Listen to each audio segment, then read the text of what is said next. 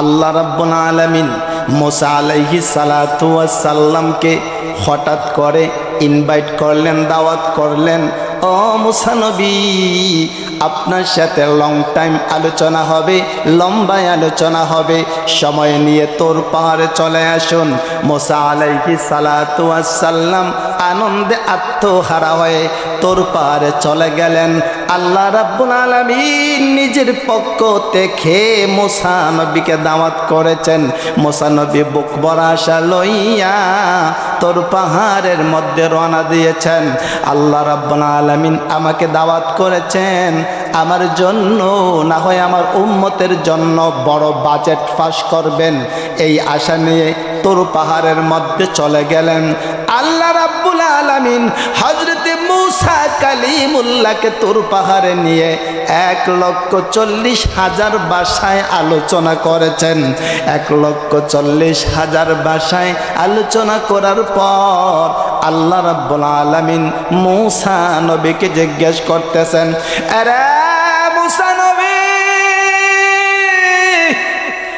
1,40,000 ভাষায় রে আমি আল্লাহ রাব্বুল আলামিন তোমার সাথে আলোচনা করেছি, আমি আল্লাহ রাব্বুল আলামিনের আলোচনাকে বুঝতে পেরেছো?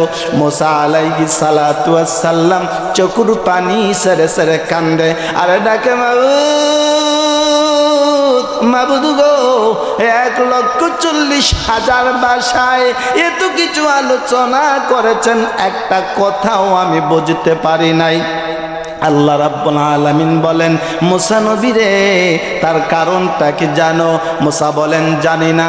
আল্লাহ রাব্বুল আলামিন বলেন, ও মুসা নবী, 1,40,000 ভাষার ভিতরে তোমার মায়ের ভাষা, মাতৃভাষা ছিল না, তাই তুমি আলোচনা বুঝতে পারো নাই, এইবার চলে যাইতে পারো। মুসা নবী কেঁদে কেঁদে বলে, মাউদ, 1,40,000 ভাষায় এত কিছু আলোচনা করলেন না, বুঝে বাসায় চলে যাব, মনের জ্বালা আমি কখনো সইতে পারবো না। পারবেননি?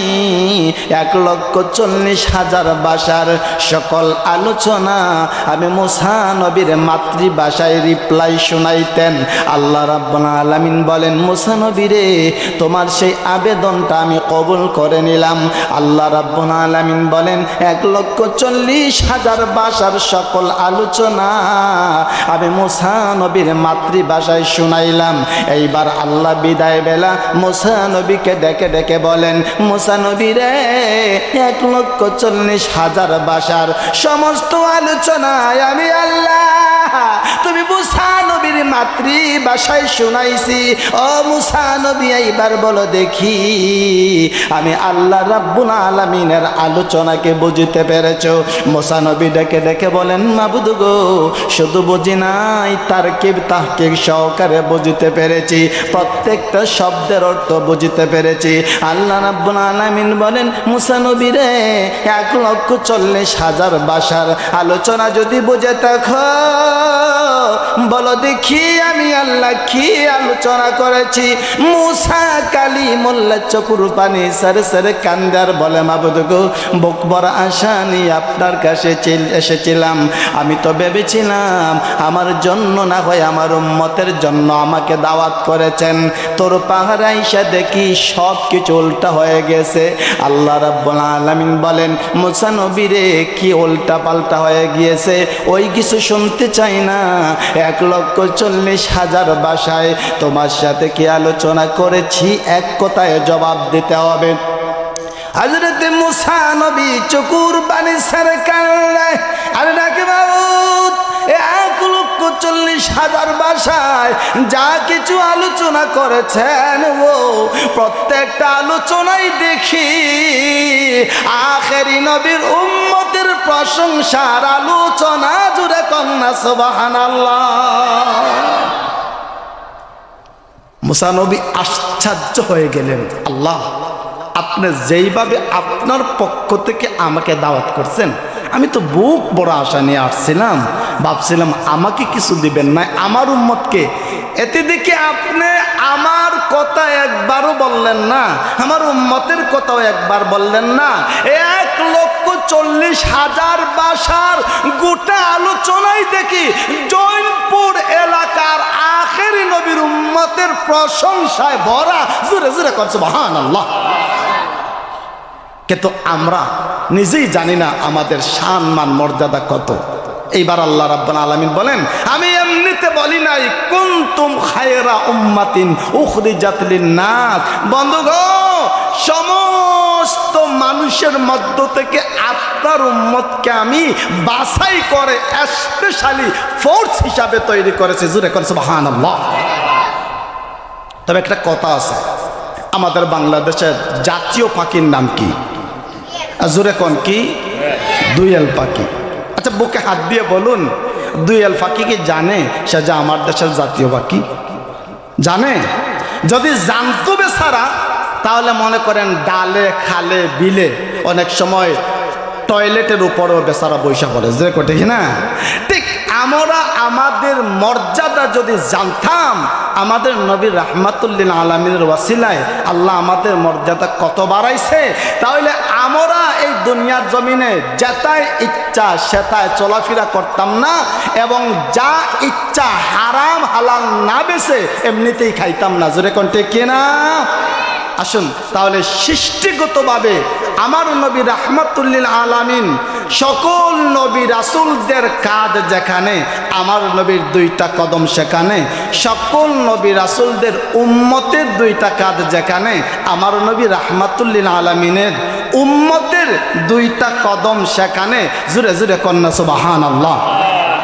আমার নবী থেকে দামি কোনো নবী পৃথিবীতে আসেন নাই, আমাদের চেয়ে সম্মানী দামি কোনো উম্মত এই পৃথিবীতে আসে নাই, আর কিয়ামতের আগে আসবেও না।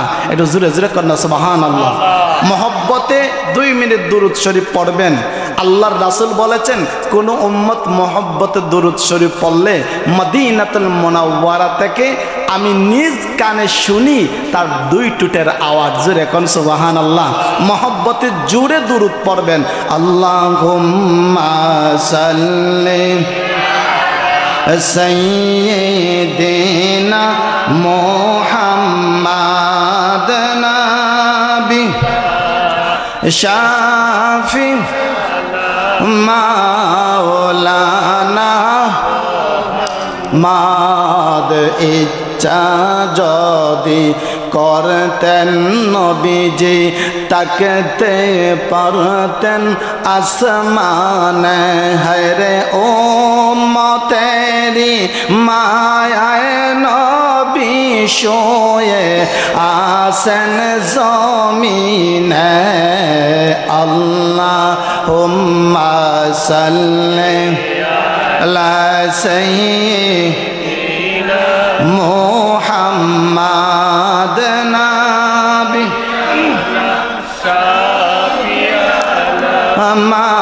মাওলানা। দেখা দাও গো নূর নবীজি আপনায় দেখে প্রাণ জোড়াই। আপনার দেখা পাইলে গো নবীজি ভয় নেই মরণের বেলায়। আল্লাহুম্মা সাল্লি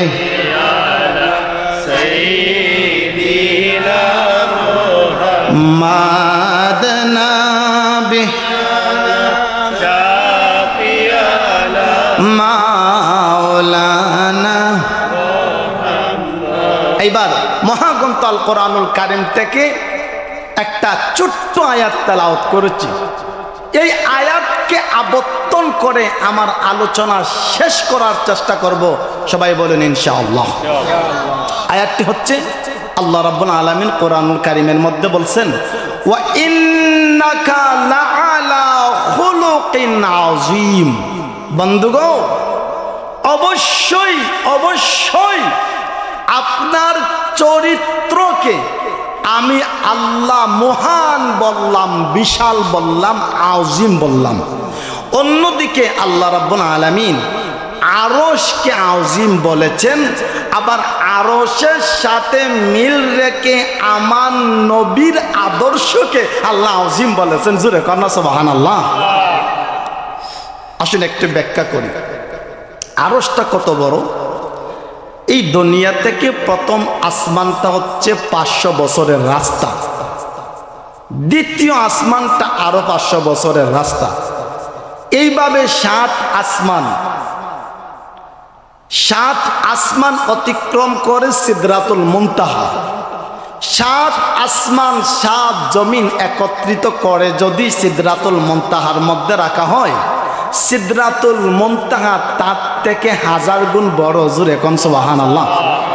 সেই সিদরাতুল মুনতাহা অতিক্রম করে 70,000 নূরের পর্দা, এক পর্দা থেকে আরেক পর্দা 500 বছরের রাস্তা, সব কিছু অতিক্রম করে লা মাকান লা জামান অতিক্রম করে চলে যাবেন আরশের উপরে।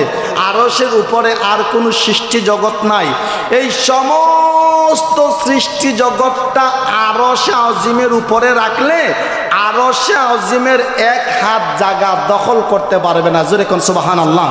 সেজন্য আল্লাহ আরশকে বলছেন আজিম, আর আরশের সাথে মিল রেখে আমার নবী রাহমাতুল লিল আলামিনের চরিত্রকে আল্লাহ আজিম বলেছেন। জোরে জোরে কোন সুবহানাল্লাহ।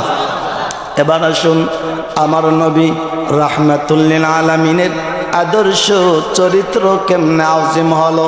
আমার নবী রাহমাতুল লিল আলামিনকে ইহুদির একটা ছোট্ট বাচ্চা মসজিদে নববীর মধ্যে যাইয়া আমার নবী রাহমাতুল লিল আলামিনকে দাওয়াত করতেছে।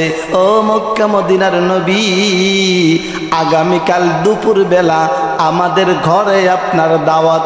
ইহুদির বাচ্চা আমার নবী রাহমাতুল লিল আলামিনকে দাওয়াত করতেছে, কিন্তু আমার নবী রাহমাতুল লিল আলামিন তিনি নিজেও জানেন যে ইহুদির বাচ্চায় আমার নবীকে দাওয়াত করেছে।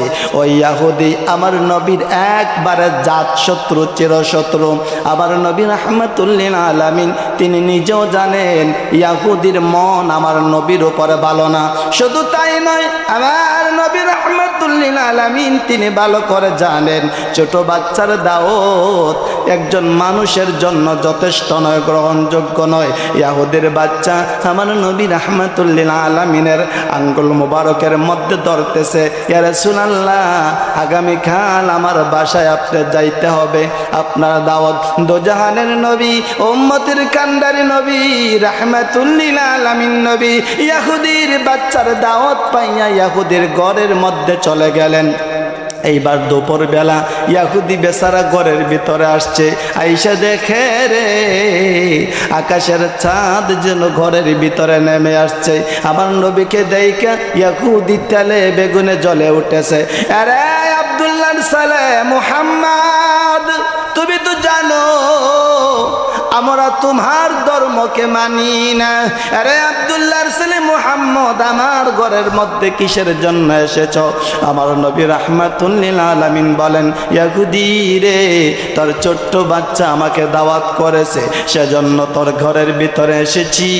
তোর বাচ্চা না ডাকলে আমি রাহমাতুল লিল আলামিন তোর ঘরে আসতাম না। এইবারে ইহুদি আমার নবী রাহমাতুল লিল আলামিনকে লক্ষ্য করে বলে, ও আব্দুল্লাহর ছেলে মুহাম্মদ, আজ আমার ঘরের মধ্যে তুমি এসেছ, তোমাকে ক্ষমা করে দিলাম, আগামীকাল থেকে আর কোনো দিন আমার ঘরে আসবে না। আমার নবী রাহমাতুল লিল আলামিনকে এইভাবে কমিটমেন্ট দিয়ে, শর্ত দিয়ে ইহুদি আমার নবীকে বের করে দিয়েছেন। আবার নবী রাহমাতুল লিল আলামিন চোখের পানি মুবারক মুছতে মুছতে চলে গেলেন। পরের দিন আবার মসজিদে নববীর মধ্যে ওই ইহুদির ছোট্ট বাচ্চা চলে গেছে। ও মক্কার নবী, আজকে দুপুর বেলায় আমার ঘরে আপনার দাওয়াত। আমার নবী চোখের পানি ছেড়ে কান্নে, আরে ইহুদির ছেলে, তোর বাবা আমি রাহমাতুল লিল আলামিনকে ভালোবাসি না, কেমনে তোর কোথায় আমি তোর ঘরের মধ্যে যাব? আমার দ্বারা যাওয়া সম্ভব হবে না। এইবার ছোট্ট বাচ্চা আমার নবী রাহমাতুল লিল আলামিনের কাপড় মুবারকে ধরে টানে, আঙ্গুল মুবারকের মধ্যে টানে, নবী গো আপনি না গেলে এই মসজিদ থেকে আমি যাব না। আমার নবী রাহমাতুল লিল আলামিন দ্বিতীয় দিন আবার ইহুদির ঘরের মধ্যে চলে গেলেন। ইহুদির ঘরের মধ্যে যাইয়া আমার নবী রাহমাতুল লিল আলামিন যখন বসে আছেন, এমনি সময় ইহুদি ইহুদি আমার নবীর সামনে দাঁড়াইছে।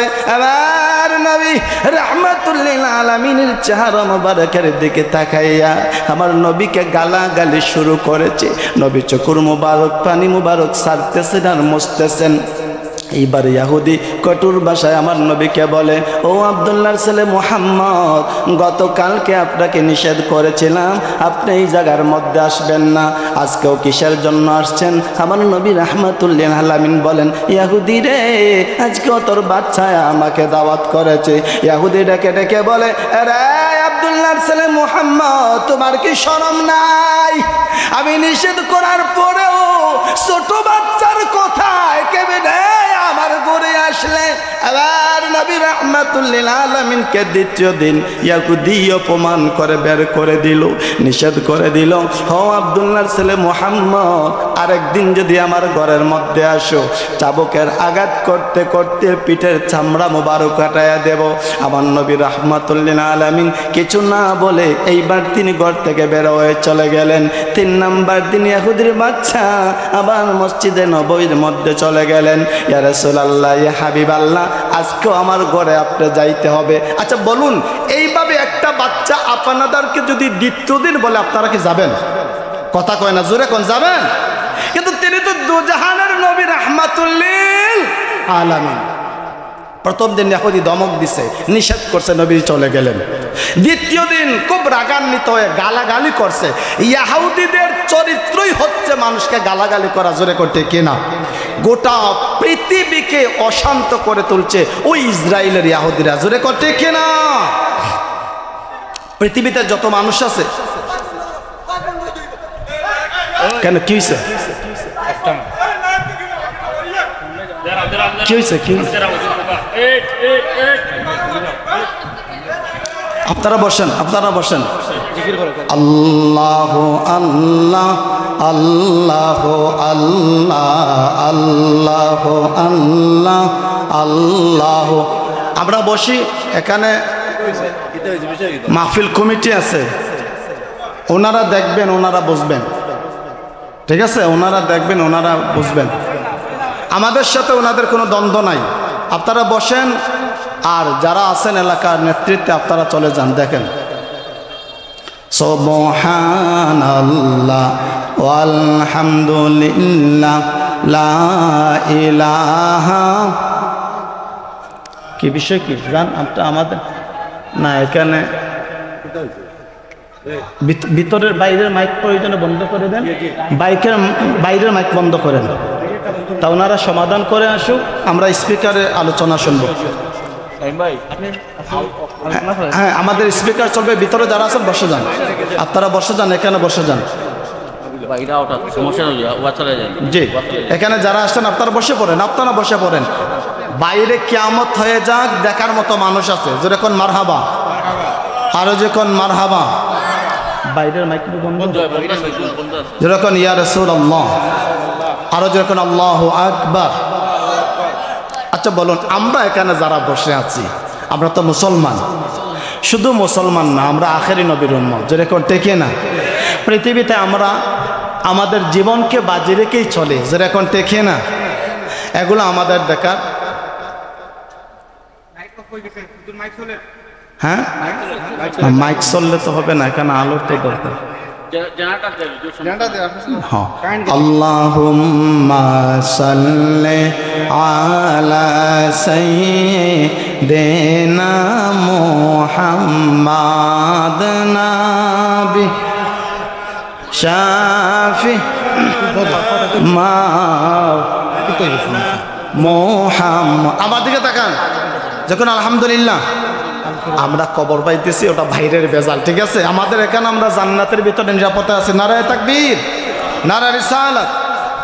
আমার নবী রাহমাতুল লিল আলামিন এইবার চলে গেলেন 3 নাম্বার দিন। ইহুদির বাচ্চা আবার নবীকে দাওয়াত করছে, ইয়া রাসূলুল্লাহ, ইয়া হাবিবাল্লাহ, আমার বাসায় আপনার দাওয়াত হবে। 3 নাম্বার দিন আমার নবী রাহমাতুল লিল আলামিন আবার ইহুদির বাসায় চলে গেছেন। এইবার ইহুদি আবার নবী রাহমাতুল লিল আলামিনকে দেইকা তেলে বেগুনে জ্বলে উঠছে। আমার নবী রাহমাতুল লিল আলামিনকে প্রশ্ন করতেছে, আরে এক এক করে তোমাকে 3 দিন পর্যন্ত ওয়ার্নিং করেছি, তারপরেও কিসের জন্য তুমি আমার বাসার মধ্যে আসলা? আমার নবী রাহমাতুল লিল আলামিন চকুর পানি সেরে সেরে কান্দারে ডাকে, ইহুদি রে তুই কবে আমাকে এই প্রশ্নটা করবে? আমি নবী রাহমাতুল লিল আলামিন এই অপেক্ষায় ছিলাম। আরে ইহুদি, আমি তোর ঘরে দাওয়াত খাইতে আসি নাই, তোকে পাগল করার জন্য আসি নাই।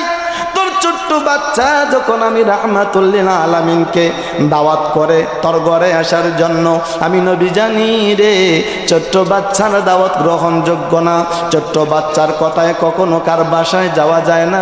ও ইহুদি, এক এক করে 3 দিন আমাকে আজ পর্যন্ত অপমান করলে আমি নবী রাহমাতুল লিল আলামিন সব কিছু সহ্য করেছি।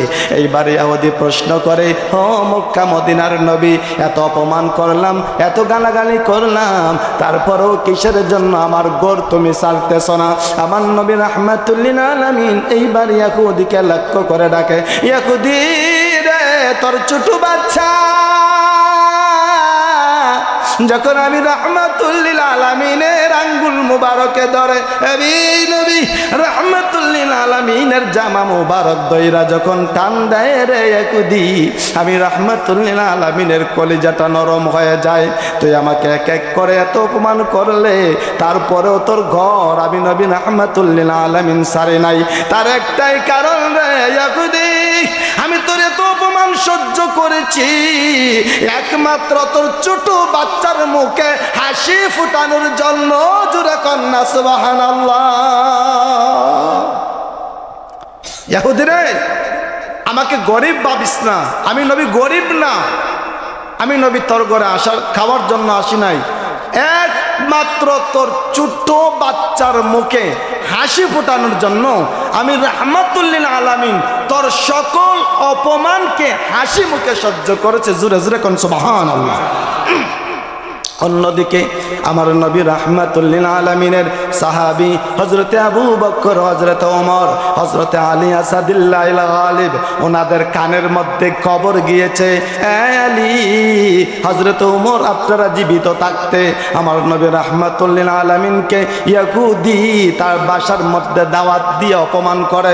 হযরতে ওমর রাদিয়াল্লাহু তাআলা আনহু আলী আসাদুল্লাহিল গালিবকে লক্ষ্য করে বলেন, আলী আমার নবী রাহমাতুল লিল আলামিনকে ইহুদি দিন দিন অপমান করে, আমরা জীবিত থাকতে কোনোভাবে সেটা মেনে নেব না।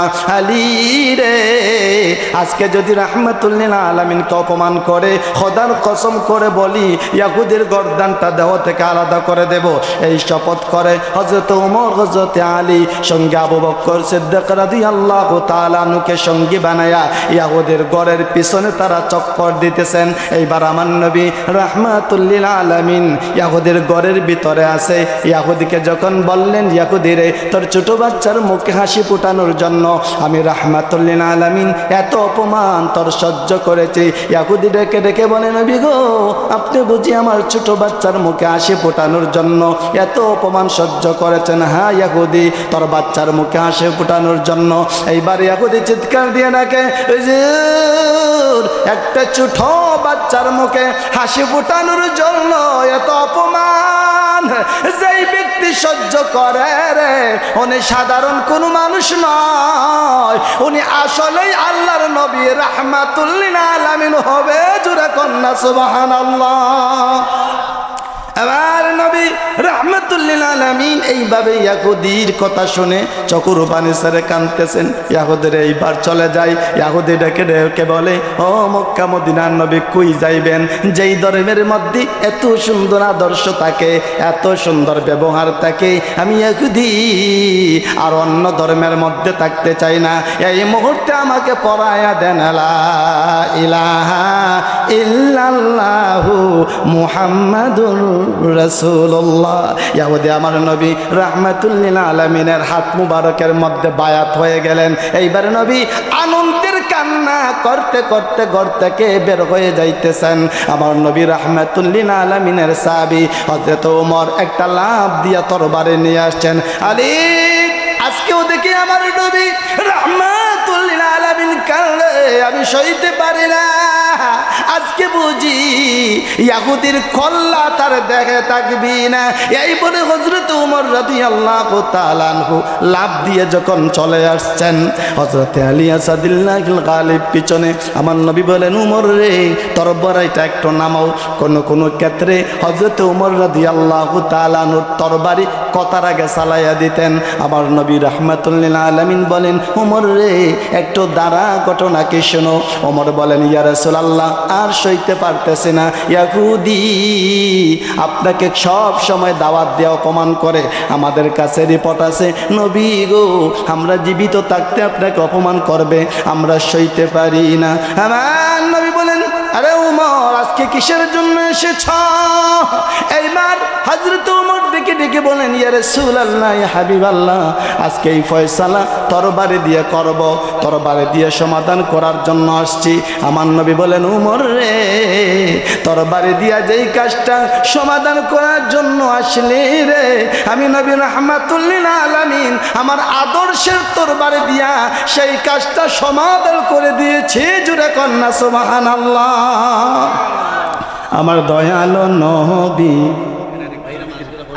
যে বাইরে যারা দাঁড়িয়ে আছেন আর কোনো সমস্যা নেই, আপনারা চলে আসেন, ভিতরে চলে আসেন। আল্লাহর ওয়াস্তে আপনারা ভিতরে চলে আসেন। আপনারা যারা বসে আছেন আমার দিকে তাকান, আমার সাথে সাথে নবীর মহব্বতে গজলটা গাইতে পারবেন তো? আচ্ছা মন থেকে বলেন ওয়াজ চলবে নিও আরো যেরকম ইনশাআল্লাহ। খারাপ লাগতেছে? আমার দয়ালো নবী দিয়ানের ছবি আর আসবে না জগতে। আমার দয়ালো নবী দিয়ানের ছবি আর আসবে না গতে। আরে হাসর দিনে উম্মত বিনে, হাসর দিনে উম্মত বিনে যাবে না নবী বেহেশতে। আমার দয়ালো নবী দিয়ানের ছবি আর আসবে না গতে। 63 সাল জিন্দগি কানসন বলে উম্মতি, 63 সাল জিন্দগি কানসন বলে উম্মতি, এখনো কান্দেন শুয়ে মদিনাতে। আমার দয়ালো নবী দিয়ানের ছবি আর আসবে না। যেরকম আল্লাহু আকবার, আরো যেরকম ইয়া রাসূলুল্লাহ। এই জন্য বলেছিলাম শুরুতে আল্লাহ রাব্বুল আলামিন বলছেন ওয়া ইন্নাকা লাআলা খুলুকিন আযীম। নবী গো আপনার চরিত্রকে আমি আল্লাহ আযীম বলেছি, অর্থাৎ আরশের মতো বিশাল বলেছে। জোরে করে সুবহানাল্লাহ। এই চরিত্র আমাদের কাছে নাই, এই ধৈর্য শক্তি আমাদের কাছে নাই বিদায় আমরা এই দুনিয়ার জমিনে আখের নবীর উম্মত হওয়ার পরেও ফিতনা ফাসাদ করে থাকে। জোরে করতে কি না? আপনারা কি ঘুমায় আছেন? কষ্ট লাগতেছে? তাহলে জোরে কর নারায়ে তাকবীর, নারায়ে তাকবীর, আল্লাহু আকবার, নারায়ে তাকবীর, নারায়ে রিসালাত। আরো জোরে বলুন ইয়া রাসূলুল্লাহ। ফুলতলি সাহেব কিবলার বাড়িতে 15 তারিখে ইসালে সব মাহফিল, সবাই জানেননিও? কোন মাসের 15 তারিখে? জানুয়ারির। বলুন কোন মাসের? সবাই জানেননি? ফুলতলি মাসলাক নিয়ে কারো কোনো সন্দেহ আসেনি? আমি এজন্য বলতেছি মাহফিলের মধ্যে আপনারা প্রশ্ন করতে পারেন হুজুর ফুলতলি মাসলাক নিয়ে আপনি বলেন আমরা তো জানি চিনি, আপনি কেন বলতেছেন? আমি এজন্য বলতেছি বর্তমান যুগে অসংখ্য মানুষ বিভিন্ন দলের দিকে ডাইভার্ট হয়ে যাইতেছে। জোরে করতে কিনা? আরো জোরে করতে কিনা? আল্লামা ফুলতলি সাহেব কিবলা রহমতুল্লাহ আলাইহি তিনি জীবিত থাকতে তার মুরিদদের উদ্দেশ্যে একটা কথা বলতেন। আপনারা বলুন তো দেখি, কমলা দেখায়া কল্লা কেটে দিত, এই লোকটাকে আপনারা কি কন? আরো জোরে কোন কি? কুসকর না কল্লা কাটরি? কুসকরও বলে কল্লা কাটরিও বলে। আপনারা বলুন এই কুসকর কল্লা কাটার আগে কি দেখায়? জোরে কোন কি দেখায়? কমলা। আচ্ছা, কল্লা কাটার আগে কমলা না দেখাইয়া শুরুতেই যদি ছুরি দেখাইতো তাহলে এই সরল মনা বাচ্চাদের কল্লা কাটা সহজ হইতো? হয়তো না। তাহলে সরল মনা বাচ্চাদের কল্লা কাটার জন্য কুস্কর কমলা দেখাইতো। জোরে কর ঠিক কিনা? আল্লামা ফুলতলি সাহেব কিবলা রহমাতুল্লাহ আলাইহি তিনি প্রায় সময় বলতেন, কুস্কর যেইভাবে কমলা দেখায়া সরল মনা বাচ্চাদের কল্লাকে কেটে নেয়, ঠিক তেমনি ভাবে একটা সময় আসবে কিছু মৌলবীরা কমলার মতো কোরআন হাদিসকে ব্যবহার করে সরল মনা মুসলমানদের ঈমানকে কেটে দিবে। জোরে কোন ঠিক কিনা?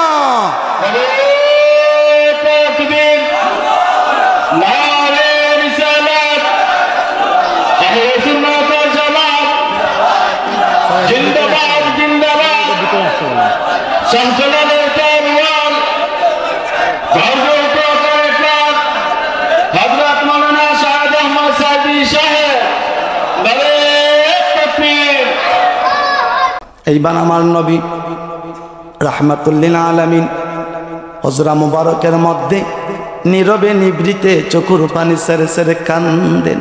আমার নবী রাহমাতুল্লিল আলামিনের সাহাবী হযরতে আব্দুল্লাহ ইবনে মাসউদ রাদিয়াল্লাহু তাআলা আনহু আমার নবীর সামনে দাঁড়াইছে। হুজুর, আপনি কিসের জন্য একা বসে বসে কান্দেন? আমার নবী ডাকে, সাহাবী রে, মক্কার জমিনে কাফিরদের সর্দার আবু জাহেল আমার চাচা। ও সাহাবী, একটা বারের জন্য যদি কালেমার মালা গলায় লাগাইতো আমি নবীর এত কষ্ট হইতো না। আবু জাহেলের পাশাপাশি মক্কা মদিনার অসংখ্য মানুষেরা আমি নবী রাহমাতুল্লিল আলামিনের পবিত্র হাত মোবারকের মধ্যে বায়াত গ্রহণ করত। আব্দুল্লাহ ইবনে মাসউদ বলেন, ইয়া রাসূলুল্লাহ, ইয়া হাবিবাল্লাহ, আপনি কতবার দেখেছি আবু জাহেলকে ইসলামের দাওয়াত দিয়েছেন।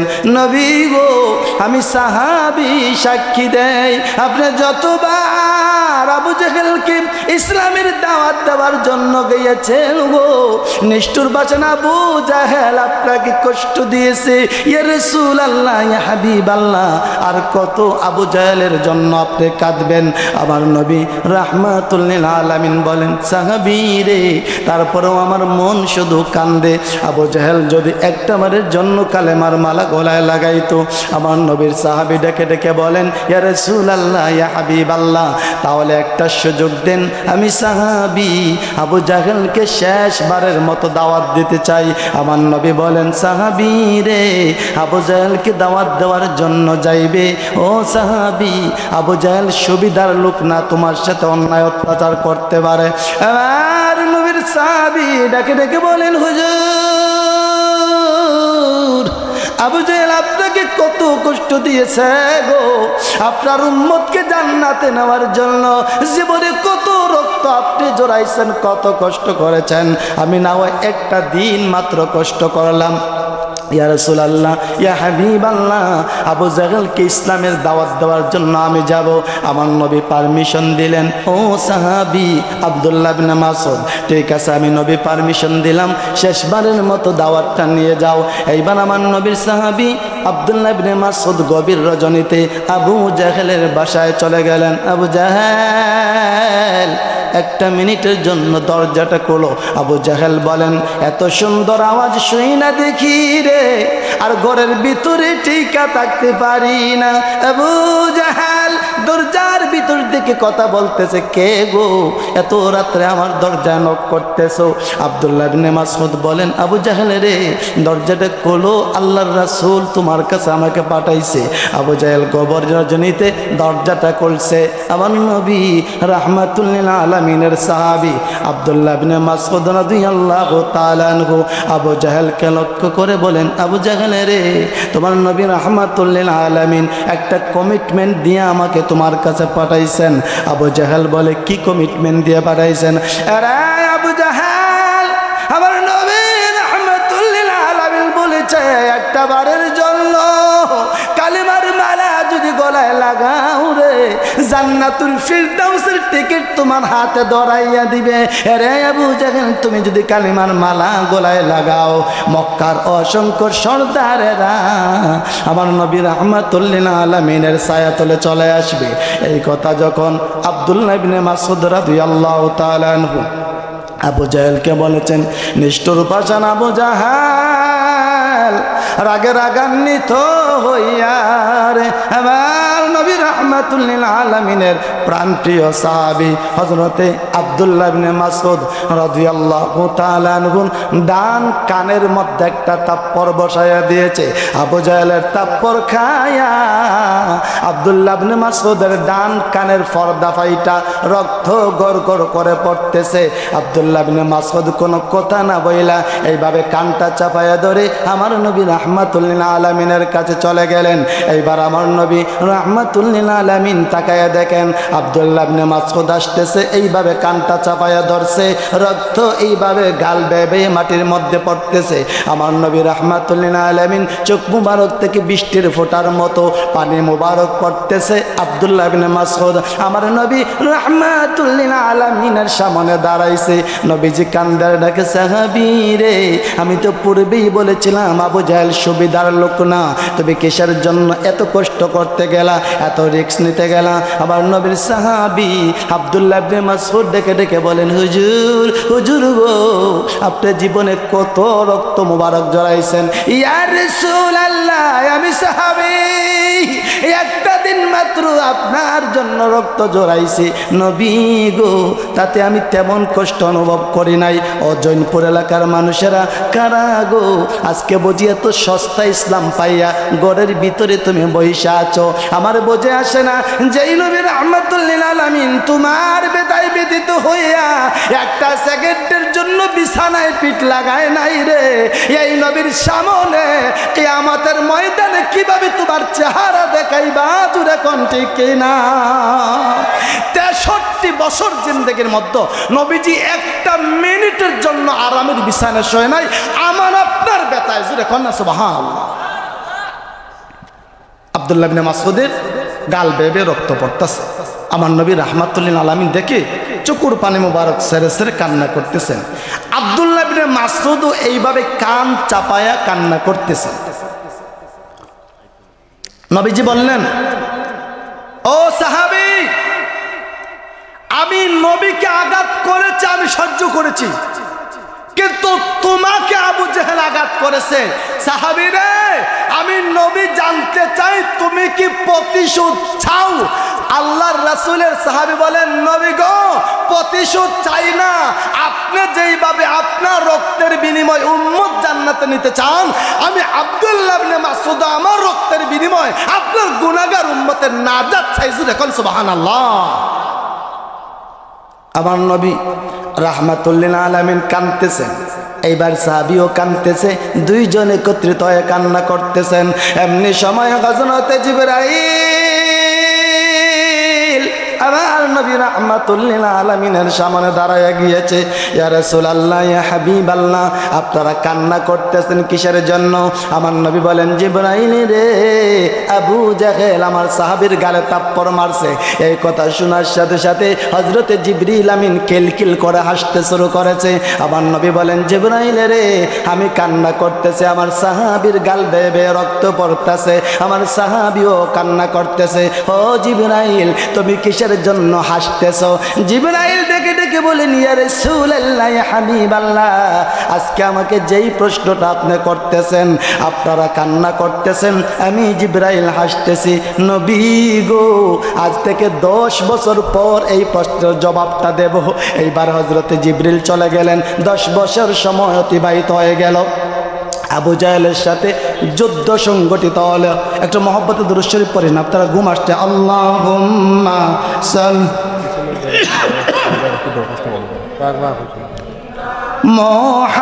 মুহাম্মাদ নবী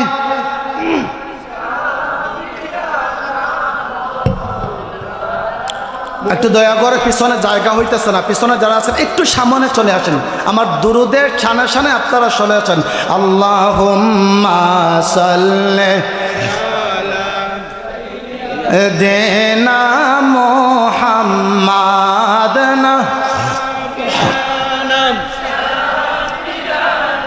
মাওলানা যজন পেয়েছে নবী আপনার দেখা, ধন্য তাহার জনমে, হায়রে ভয় নেই তাহার কোনো কালে, ভয় নেই হাসর মিজানে।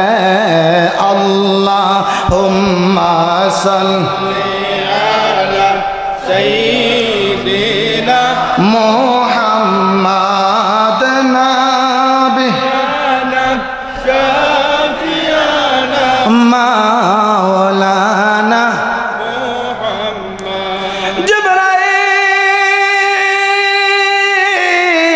আবার নবী রাহমাতুল লিল আলামিনকে বলে গেলেন, ইয়া রাসূলুল্লাহ, ইয়া হাবিবাল্লাহ, আজ থেকে 10 বছর পর আমি জিবরিল আপনার প্রশ্নের জবাব দিব। আপনারা কান্না করতেছেন, আমি জিবরাইল কেন হাসতেছি? 10 বছর চলে গেল, আবু জাহেলের সাথে যুদ্ধ সংগঠিত হয়ে গেল। এইবার বদরের যুদ্ধে নিষ্ঠুর পাষাণ আবু জাহেল নিহত হয়েছে, জাহান্নামের মধ্যে চলে গিয়েছে। আমার নবী রাহমাতুল লিল আলামিন সাহাবীদেরকে ডেকে ডেকে বলেন, সাহাবীরা রে, আবু জাহেলের মাথায় আমি নবী রাহমাতুল লিল আলামিনের সামনে রাখো। এইবার আবু জাহেলের মাথা আমার নবী রাহমাতুল লিল আলামিনের সামনে রাখা হয়েছে। আল্লাহর রাসূল বললেন, ও সাহাবী আব্দুল্লাহ ইবনে মাসউদ, এইটা দেখো, এই দিকে তাকায়া দেখো, নিষ্ঠুর পাষাণ আবু জাহেল আজ থেকে 10 বছর আগে তোমাকে থাপ্পড় মেরেছিল।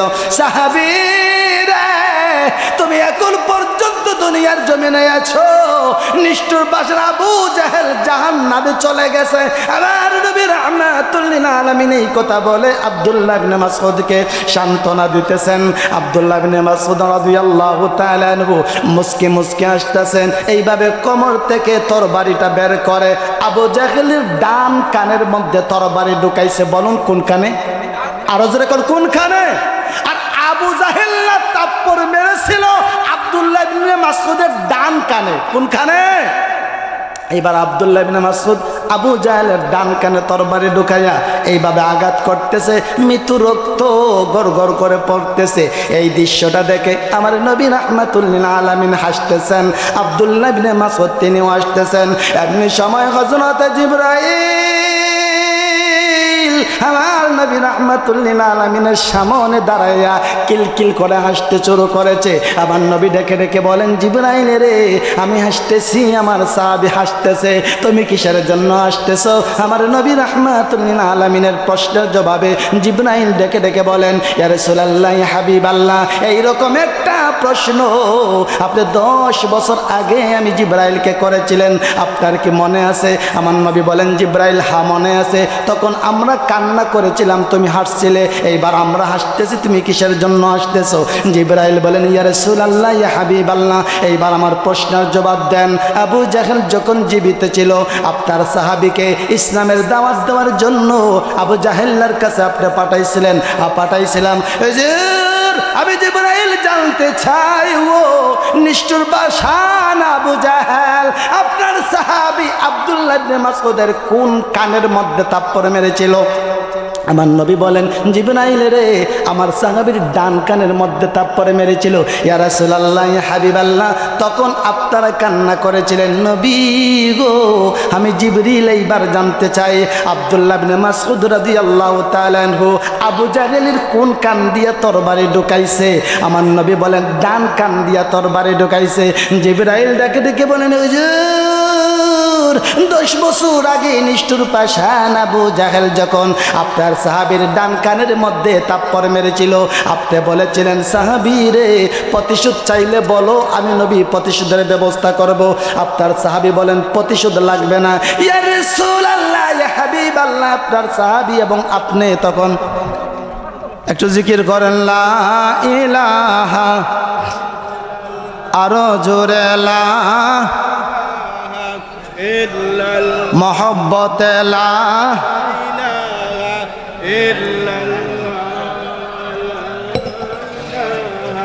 ইল্লাল্লাহ, লা ইলাহা। আরে সাধারণ একটা বাতি নিপছে, কারেন্ট গেছে, এরকম তো মানুষের জীবনের কারেন্টও হঠাৎ করে চলে যায়, ঠিক না? জিকির বন্ধ হবে কেন? এই অন্ধকারেই জিকিরটা বলেন জোরে জোরে, আল্লাহ গো আল্লাহ, আল্লাহ গো আল্লাহ, আর জোরে আল্লাহ গো আল্লাহ। এইবার লা ইলাহা আল্লাহ, লা ইলাহা লা সুবহানাল্লাহ ওয়াল হামদুলিল্লাহ, লা ইলাহা আল্লাহ, লা ইলাহা লা ইলাহা লা হাসবি রাব্বি জাল্লাল্লাহ মা ফি কলবি আল্লাহ নূর মুহাম্মদ লা ইলাহা।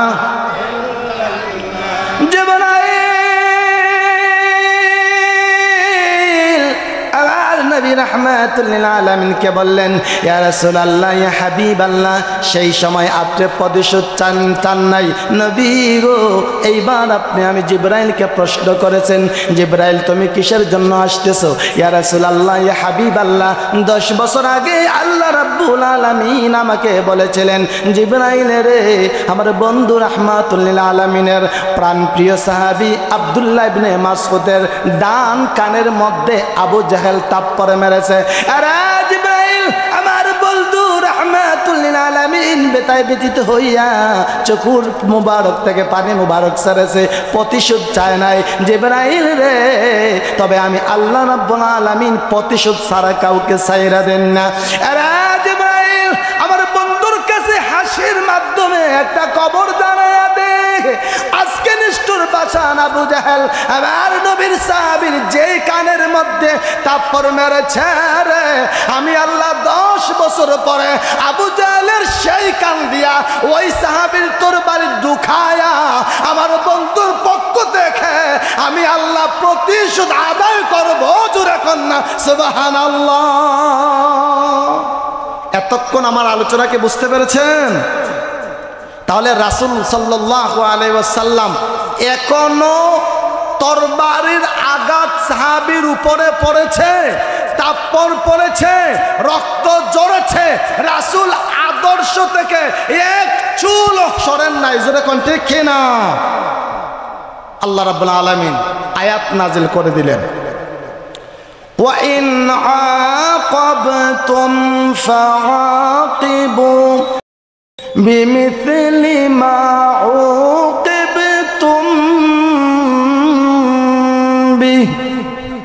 আল্লাহ রাব্বুল আলামিন বললেন, ওয়া ইন আকাবতুম, হে পৃথিবীর মানুষেরা, তোমরা যদি প্রতিশোধ নিতে চাও, ফাআকিবু, প্রতিশোধ নাও। তাহলে বোঝা গেল এই আয়াত থেকে প্রতিশোধ নেওয়াটা প্রাথমিক অবস্থায় জায়েজ। তবে আল্লাহ রাব্বুল আলামিন বলে দিলেন কি পরিমাণ প্রতিশোধ নেবা তোমরা শোনো। বিমিসলি মা উকিবতুম বি, তোমাকে যেই পরিমাণ কষ্ট দেওয়া হবে সেই পরিমাণ প্রতিশোধ হবে। তার থেকে সামান্য বেশি প্রতিশোধ নিলে তার দায়ভার তোমার গাড়ে পড়বে।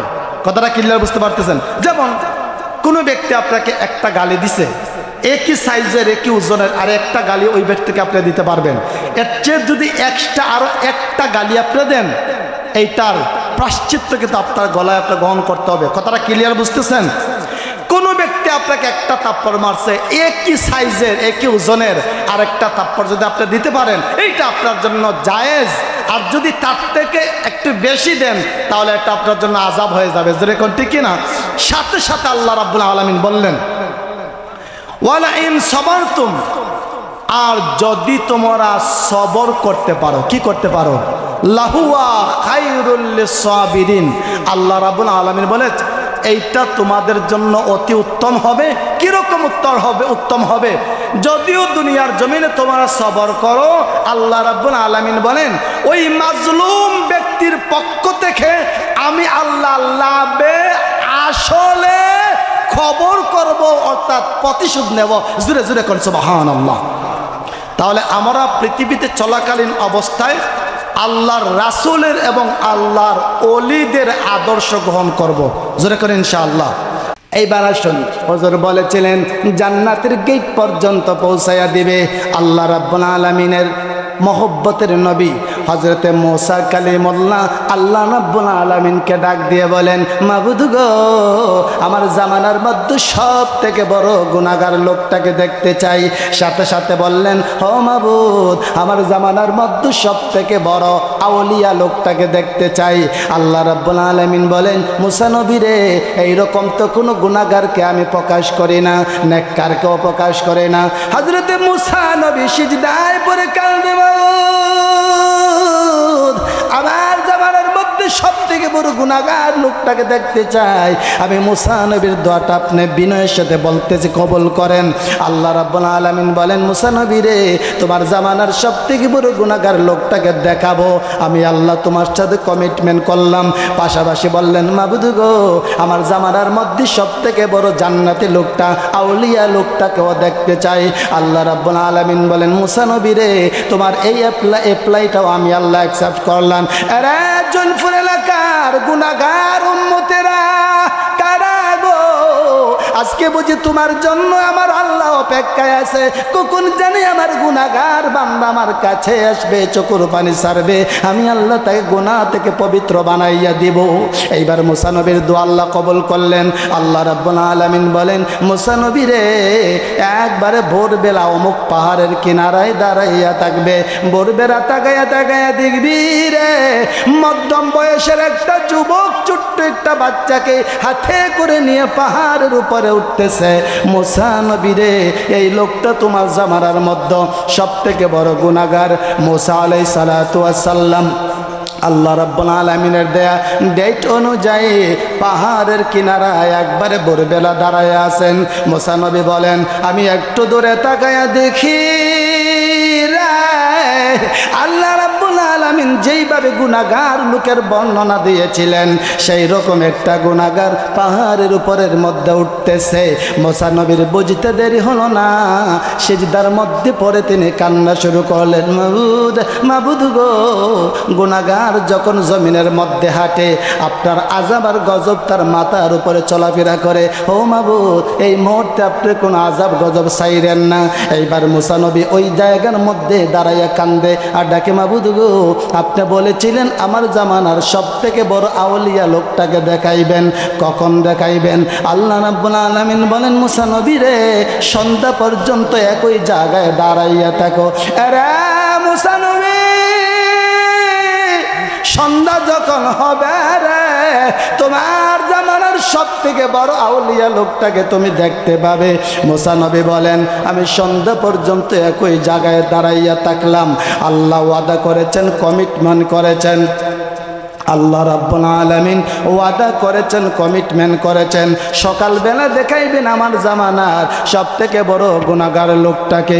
আল্লাহ রাব্বুল আলামিন ওয়াদা করেছেন, কমিটমেন্ট করেছেন, সকালবেলা দেখাইবেন আমার জামানার সব থেকে বড় গুনাহগার লোকটাকে। সন্ধ্যা যখন হবে রে, আমার জামানার সব থেকে বড় আউলিয়া লোকটাকে দেখাইবেন। আমি মূসা নবী আউলিয়া লোকটাকে দেখার জন্য সন্ধ্যা পর্যন্ত দাঁড়ায় আছি। আল্লাহ রাব্বুল আলামিন কথা দিয়েছেন, সন্ধ্যাবেলা দেখাইবেন।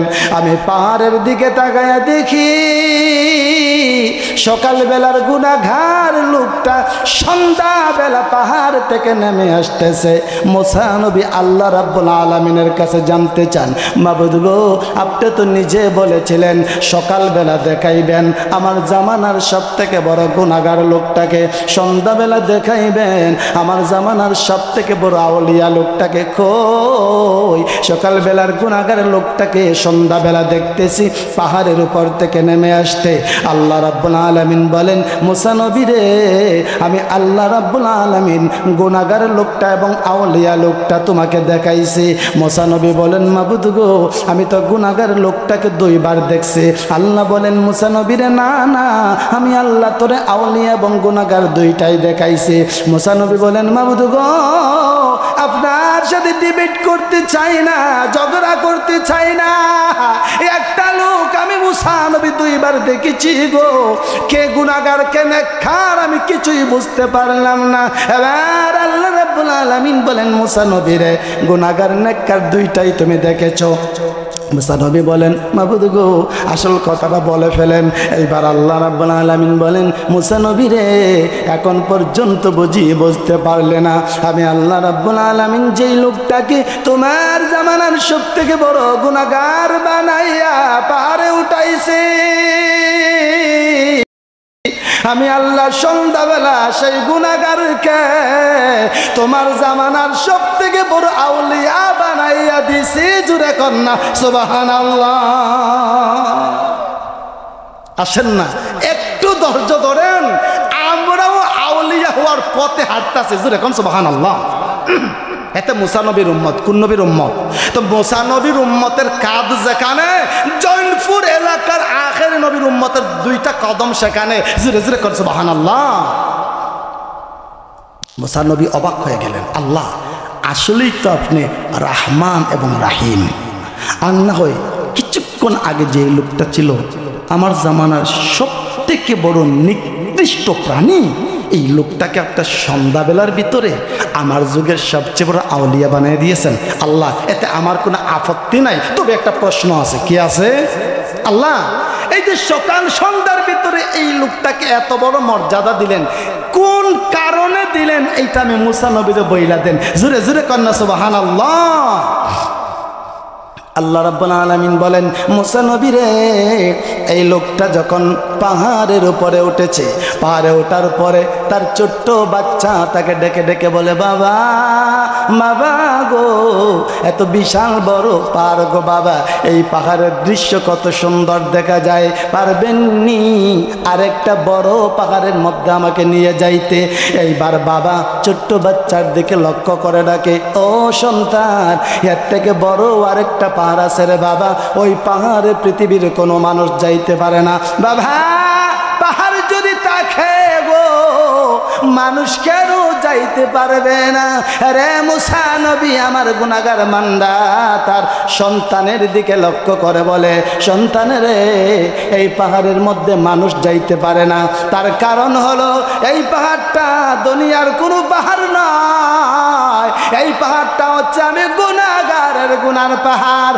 এই কথা বলার সাথে সাথে আমার গুনাহগার বান্দা সিজদার মধ্যে কান্দে আর ডাকে, মাবুদ এই দুনিয়া আমার থেকে বড় গুনাহগার আর কেউ নাই গো, আমার ছোট্ট সন্তানটাকে সঙ্গী বানাইয়া আপনার দরবারে এসেছি, এই পাহাড়ে কেউ নাই আপনি ছাড়া, আমার ছোট বাচ্চাকে সাথে আনছি, আজকে আমার এই বাচ্চার হাতের মধ্যে হাত রেখে আপনার দরবারে ওয়াদা করতেছি, আপনার দরবারে কমিটমেন্ট করতেছি, মাবুদ গো আমি যত গুনাহ গোপনে গোপনে করেছি পৃথিবীর কেউ জানে না, সমস্ত গুনাহগুলো গাটুরি বেঁধে আজকে এই পাহাড়ের উপরে দাঁড়াইয়া দিয়েছি, আজকে যদি জীবনের মতো আমাকে ক্ষমা করে দাও, আমি কথা দিলাম এই দুনিয়ায় একটা গুনাহ করব না। আমার আল্লাহ বলেন মুসা নবী রে, সমস্ত গুনাহের উপর শর্মিন্দা হয়ে তাওবা করেছে আর গুনাহ করবে না বলে যখন আমি আল্লাহর কাছে ওয়াদা দিয়েছি, আমি আল্লাহর রহমতের দরজা খুলে দিয়েছি। জোরে কন্যা সুবহানাল্লাহ। আমি আল্লাহ রাব্বুল আলামিন সইতে পারি নাই, রহমতের দরজা খুলে দিয়েছি। আমি আল্লাহ রহমতের সমস্ত দরজাগুলো খুলে দিয়ে জীবনের গুনাহ মাফ করে দিয়েছি। এইবার গুনাহ নাই বিদায় এই লোকটাকেই তোমার জামানার সবথেকে বড় আউলিয়া বলে আমি আল্লাহ ঘোষণা করেছি। জোরে কন্যা সুবহানাল্লাহ। এজন্যই আমি বলি আপনারা নীরবে নিবৃতে আল্লাহর কাছে এইভাবে বলবেন, পৃথিবী না জানো আমি তো জানি, পৃথিবী না জানো আমি তো জানি, আমি কি পাপ করেছি হায়। জোরে কোনটা কেনা? এমন এমন গুনাহ আমাদের আমলনামায় আছে যে গুনার কবর অন্য কেউ জানে না। তবে যদি এই গুনাহ আল্লাহ দেখে না রেখে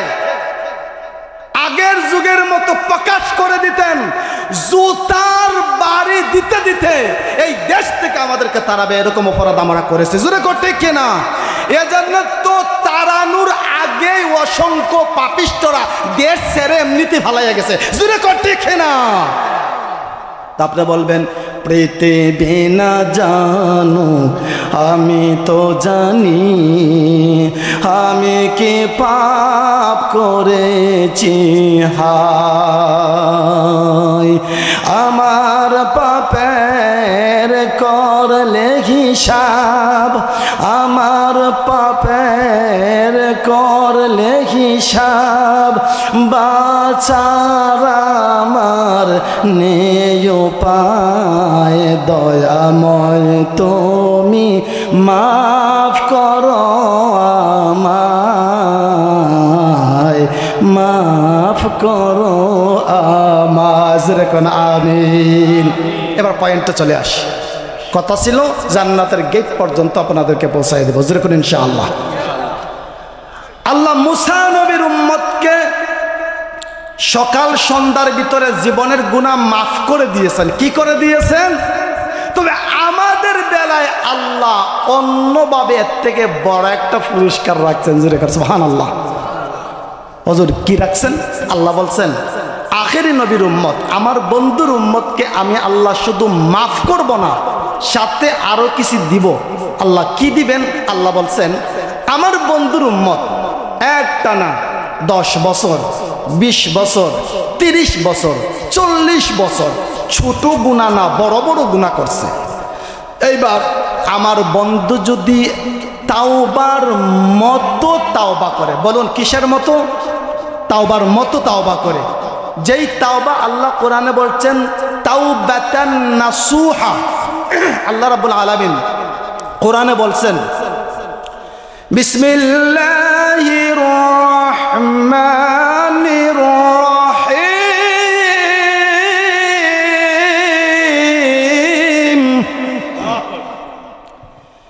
ইয়া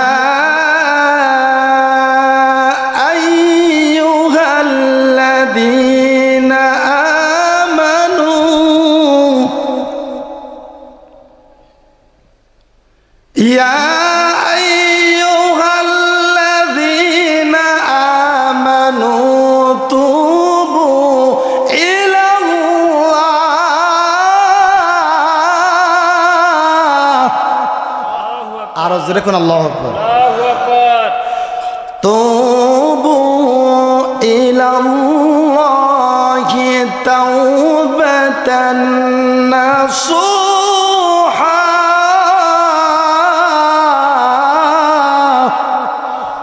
আল্লাহ বললেন ঈমানদারদেরকে, ইয়া আইয়ুহাল্লাযীনা আমানু, হে ঈমানদাররা, তুবু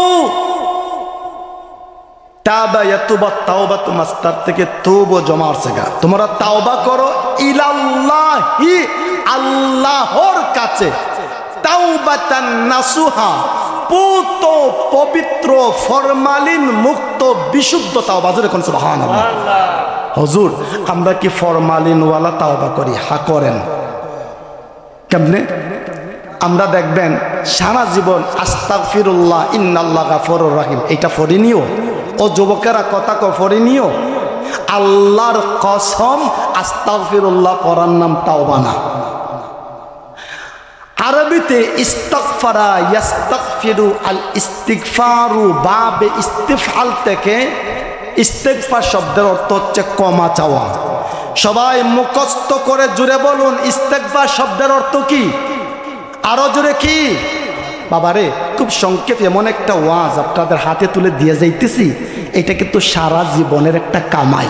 যেরকম সুবহানাল্লাহ, এতটুকু শব্দ যদি মুখস্থ রাখেন জান্নাতের পথ এমনিতেই পেয়ে লইবেন। ইস্তেগফার শব্দের অর্থ কি? ক্ষমা চাওয়া। কি চাওয়া? এইবার তাওবা শব্দের অর্থ কি জানেন মিয়া সাহেব?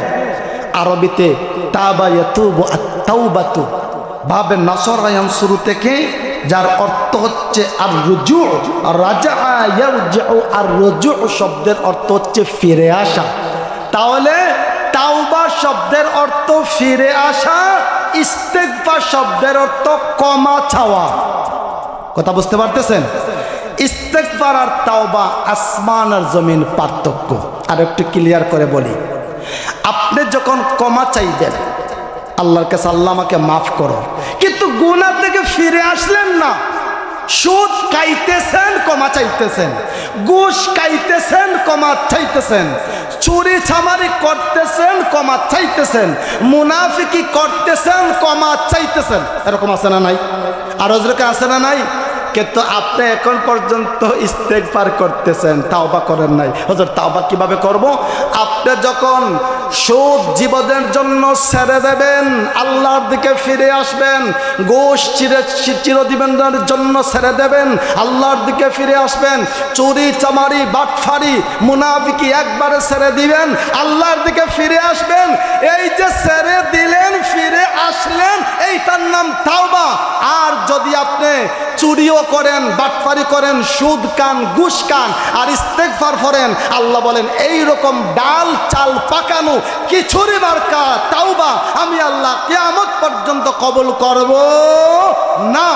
আর যদি মুসা নবীর উম্মতের মতো তুই তাওবা করে জীবনের গুনাহ ছেড়ে দিয়ে বলস, আল্লাহ আমার থেকে বড় গুনাহগার আসমানের নিচে জমিনের উপরে নাই, আপনার দিকে ফিরে আসলাম, আর গুনাহ করব না, আল্লাহ রাব্বুল আলামিন বলেন ফাউলাইকা ইউবাদদিলুল্লাহু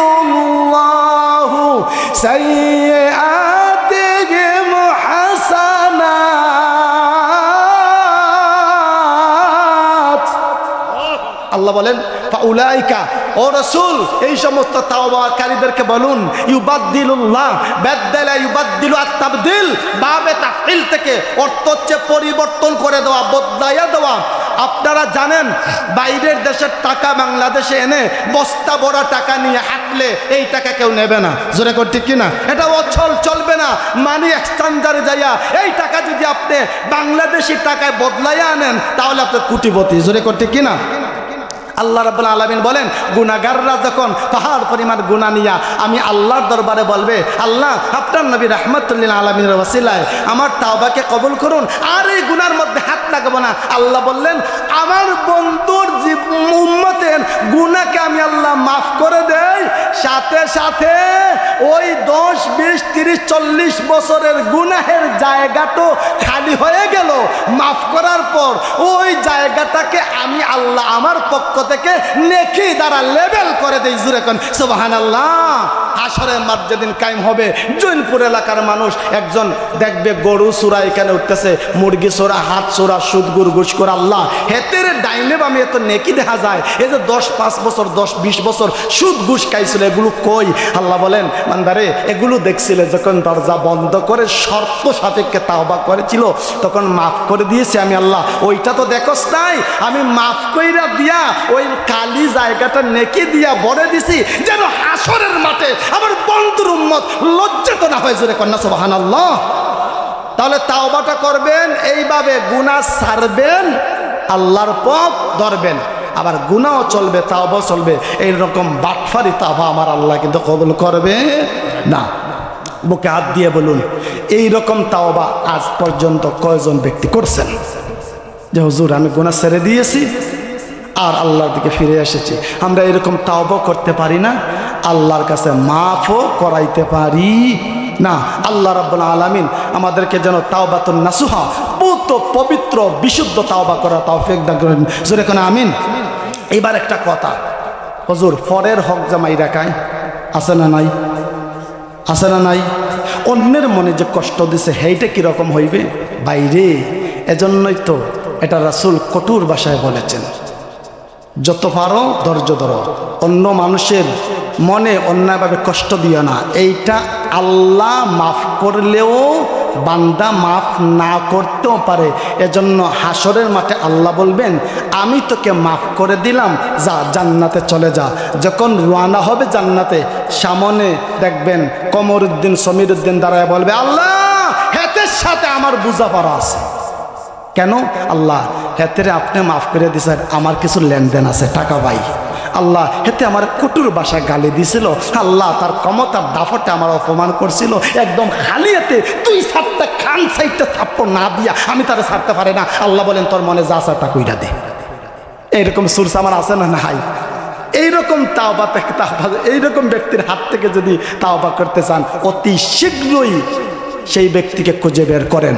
এখন হুজুর টাকা তো মেরে খাইছে, এখন কি করবো, ওই লোক তো পাইতাছি না। একটা ব্যবস্থা আছে। ব্যবস্থা কি?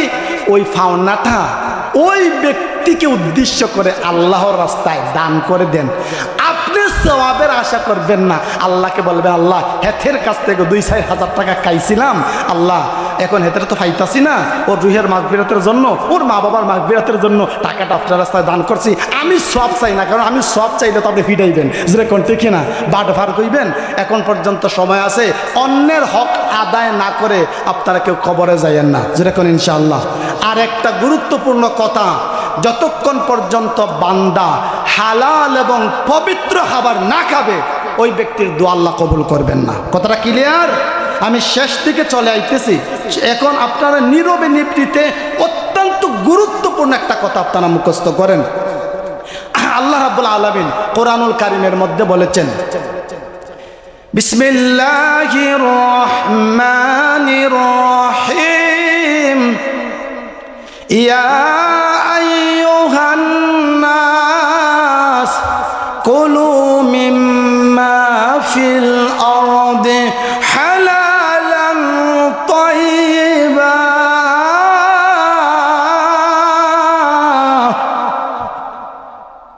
এই যে দুইটা আয়াতের ওয়াজ করলাম, তাওবা আর এখন যে আয়াত বলছে, এই দুইটা আয়াত যদি বুঝতে পারেন, ওয়াল্লাহি রাব্বিল কাবা, কাবার মালিক আল্লাহর কসম, আপনি আল্লাহওয়ালা হতে পৃথিবীর কোনো শক্তি আপনাকে আটকাতে পারবে না। জোরে কোন ইনশাআল্লাহ।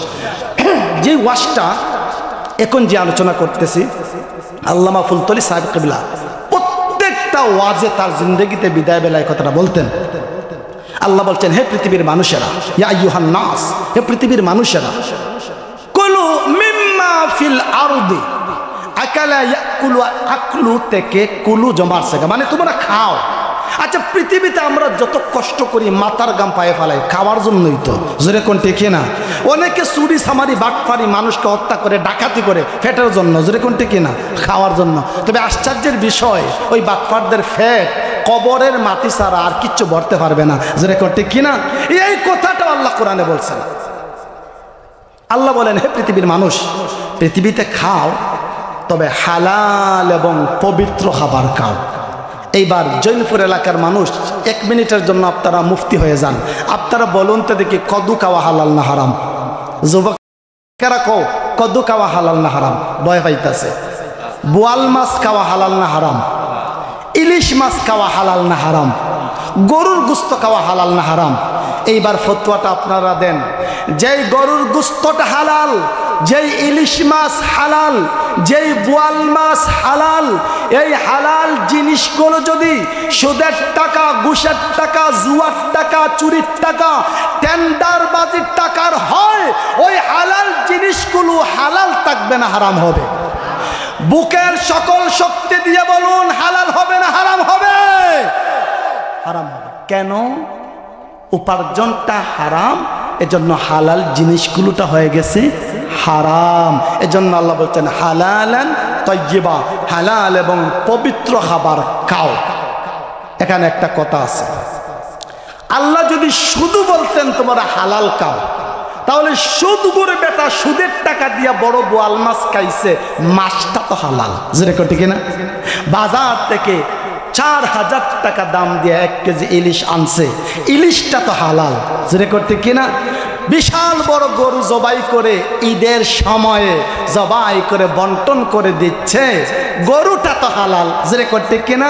আল্লাহ বলছেন, যদি শুধু হালাল খাওয়ার কথা বলতাম, তাহলে সুদ গুড় ঘুষখোরদের এই হালালটা আমি কবুল করতে হইতো। এই জন্য একটা শর্ত লাগাই দিলাম, হালালান তাইয়্যিবা, হালালটাকে পবিত্র বানায়া খাও। হুজুর কল সুবহানাল্লাহ। তাহলে হুজুর হালালকে কেমনে পবিত্র করবা? সারাফ এক্সেল দিয়া না, আল্লাহ বলছেন উপার্জনটা পবিত্র বানাও, তোমার খাদ্যটাও পবিত্র হবে। এইবার রাসূল কঠোর ভাষায় বললেন, শুনে রাখো, ওয়াল্লাযী নাফসু মুহাম্মাদিন বিয়াদিহি ইন্নাল আবদা লা ইয়াকদিফুল লুকমাতাল হারাম ফি জাওফিহি মা ইউতাকাব্বালু মিনহু আমাল 40 ইয়াওমান। যেই ব্যক্তি জেনে শুনে 1 লুকমা হারাম খাবার মুখের ভিতরে ঢুকাইবেন, আল্লাহ রাসূল বলেছেন ওই সময় থেকে 40 দিন আল্লাহ তার কোনো আমল, নামাজ, রোজা, হজ, যাকাত কবুল করবেন না। একটু আস্তে কর নাউজুবিল্লাহ। এক লুকমার বিনিময়ে 40 দিন আপনার আমল নামার দরজা বন্ধ, কবুল হবে না। কিন্তু আফসোসের বিষয় আমরা এক লুকমা করে খাই না, আমরা সপ্তাহের পর সপ্তাহ, মাসের পর মাস, বছরের পর বছর হারাম খাই। জোরে কোন ঠিক কিনা? তাহলে এই হারাম খাইয়া যদি আল্লাহকে ডাকেন, আল্লাহ বলেন এই হারাম খাওয়ার পরে আমার দরবারে তাওবা করলেও কবুল হবে না, হারাম আগে ছাড়তে হবে, তারপর তাওবা করতে হবে। যেরকম ঠিক কিনা? এখন আপনি হারাম খান, এই দেহ দিয়ে ইবাদত করেন, আল্লাহ বলছেন না কবুল হবে না। কেন কবুল হবে না? আল্লাহ বলেন খাদ্যের মাধ্যমে বান্দামার গুস্ত, শরীরের গুস্ত, হাড্ডি, রক্ত তৈরি হয়। যেরকম ঠিক কিনা? কিসের মাধ্যমে? খাদ্যের মাধ্যমে বান্দার হাড্ডি, ক্যালসিয়াম, গোস্ত, রক্ত এগুলো তৈরি হয়। একজন বান্দার রক্ত, গোস্ত, হাড্ডি, ক্যালসিয়াম যদি হারাম থাকে, এই দেহ আল্লাহর দরবারে কবুল হতে পারে না। ফুলতলি সাহেব কিবলা রাহমাতুল্লাহ আলাইহিকে প্রশ্ন করা হলো, হুজুর সাপ যে খায় এই ফাকির আপনারা কি কোন? সাপ খায় এই ফাকিরে কি কোন? সিল। যুবকেরা কথা বলো, সাপ খায় এই ফাকিরে কি কয়? ঈগল। কি কয়? ঈগল। ফুলতলি সাহেব কিবলা রাহমাতুল্লাহ আলাইহিকে প্রশ্ন করা হলো, হুজুর ঈগল পাখি খাওয়া হারাম না হালাল? আল্লামা ফুলতলি সাহেব কিবলা তো তিনি শুধু আল্লাহর ওলি এইটা বলা না, তিনি আল্লাহর ওলি ছিলেন, জবরদস্ত একজন আলেমও ছিলেন, জামানার মুজাদ্দিদ ছিলেন। যেরকম ঠিক কিনা? আল্লামা ফুলতলি সাহেব কিবলা বললেন ঈগল পাখি খাওয়া জায়েজ নাই, কারণ সে সাপ খায়, হারাম খায়। এইবার সাথে সাথে প্রশ্ন করা হলো, হুজুর তাহলে ঈগল পাখির বাচ্চা যেইটা এখন পর্যন্ত সাপের মধ্যে মুখ লাগায় নাই, অর্থাৎ হারামের মধ্যে মুখ লাগায় নাই, এই ঈগল পাখির বাচ্চাটা কি খাওয়া যাবে? ফুলতলি সাহেব কিবলা বললেন না, এই বাচ্চাটাও হারাম। হুজুর কেন? সেই বাচ্চা তো এখন পর্যন্ত হারামের মধ্যে মুখ লাগায় নাই। ফুলতলি সাহেব কিবলা বললেন ঈগল পাখির বাচ্চা এখন পর্যন্ত হারামে মুখ লাগায় নাই, এটা সত্য। তবে এই বাচ্চার দেহের মধ্যে তার হারামি বাবার রক্ত রয়েছে, সেজন্য হারামির বাচ্চা হারামিকেও খাওয়া জায়েজ হবে না। আমি সহজ ভাষায় বলি, আল্লামা ফুলতলি সাহেব কিবলা রাহমাতুল্লাহ আলাইহি এই কথাই বুঝাইতে চাইতেন, তোমরা নিজে হারাম খায়ো না, হারামি বাচ্চা দুনিয়াতে পয়দা করিও না। শেষ কথা, পৃথিবীর জমিনে 4 জন ব্যক্তি সমস্ত পৃথিবীর বাদশাহী করেছেন। বলুন কয়জন? 2 জন ছিল কাফের আর 2 জন ছিল মুসলমান। মুসলমানদের মধ্যে একজন ছিলেন নবী সুলাইমান আলাইহিস সালাম, আর একজন ছিলেন বাদশাহ যুলকারনাইন। আর কাফেরদের মধ্যে একটা ছিল নমরুদ আর একটা ছিল বখতেনসর। একটা প্রশ্ন আপনাদের মনে আসতে পারে যে হুজুর আল্লাহ 2টা কাফেরকে কেন পৃথিবীর বাদশাহী দিলেন? ও মিয়া সাহেব, পৃথিবীতে যত ধন সম্পদ আছে এই সব কিছু আল্লাহ পরীক্ষার জন্য দেন। যেরকম ঠিক কিনা? খাওয়ার জন্য না। আপনি কত খাইবেন? অসংখ্য মানুষ আছে তার 100 কোটি টাকার সম্পদ, কিন্তু তার ডায়াবেটিসের কারণে পাতলা, অল্প খিচুড়ি ছাড়া আর কিছুই তার কপালে জুটে না। যেরকম ঠিক কিনা? আল্লাহ 2 জন কাফেরকে পৃথিবীর বাদশাহী দিলেন পরীক্ষা করার জন্য, যে দেখি তারা পৃথিবীতে বাদশাহী পাইয়া কি করে। এই হারাম জাদাগুলো পৃথিবীতে বাদশাহী পাইয়া ওই নমরুদ সে নিজে খোদাই দাবি করেছিল। যেরকম ঠিক না? শুধু তাই না, নমরুদ চেয়েছিল আল্লাহকে হত্যা করতে। যেরকম নাউজুবিল্লাহ, বেটা আল্লাহকে মারার জন্য তীর মারছিল।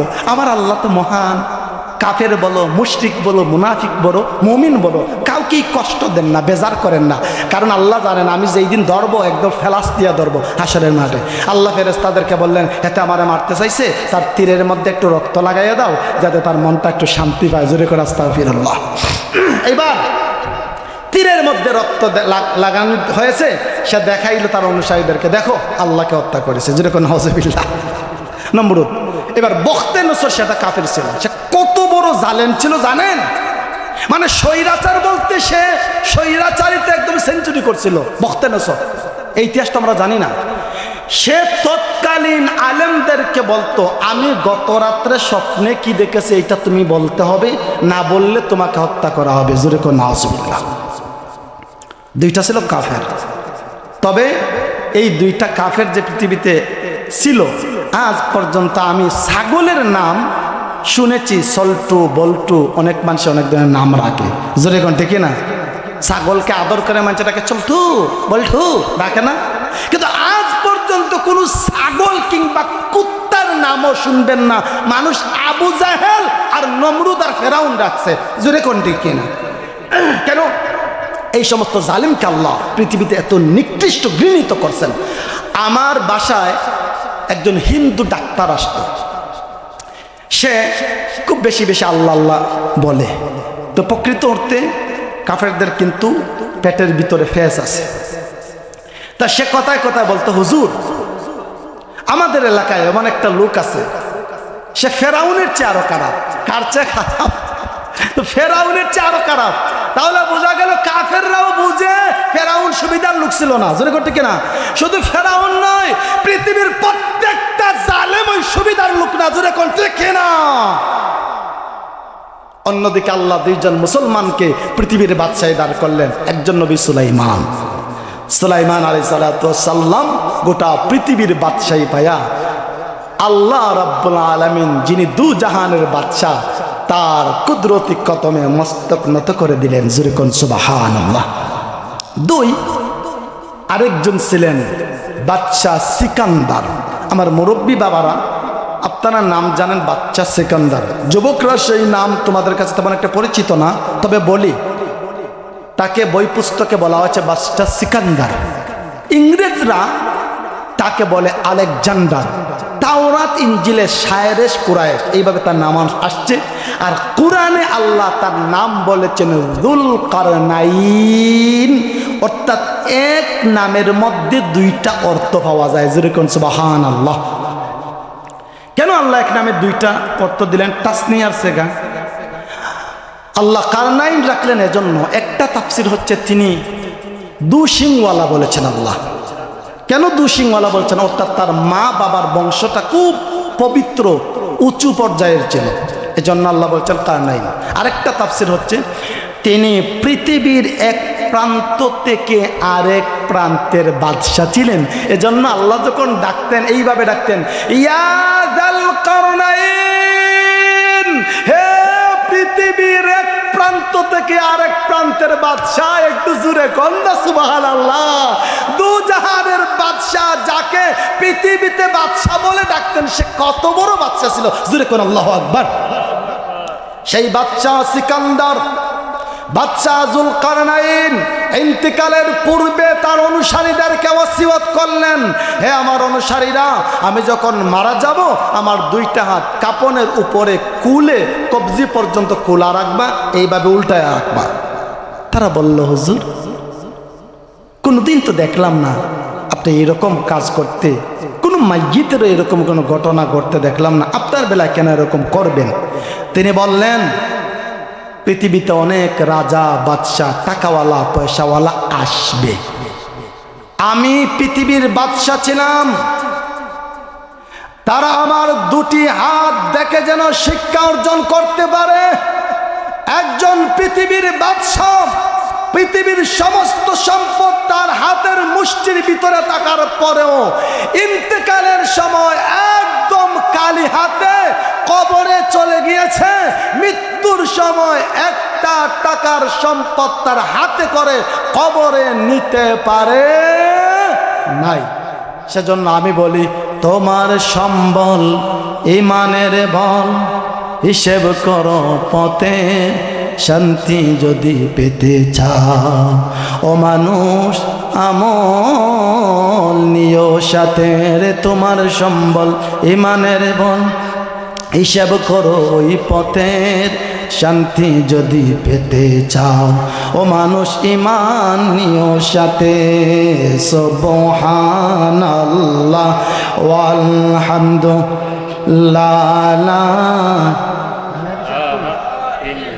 আল্লাহ সুবহানাল্লাহ ওয়ালহামদুলিল্লাহ। জিহাদি সাহেব আসছেন না এখনো কানাত আছে। লা ইলাহা ইল্লাল্লাহু মুহাম্মাদুর রাসূলুল্লাহ সাল্লাল্লাহু আলাইহি ওয়াসাল্লাম।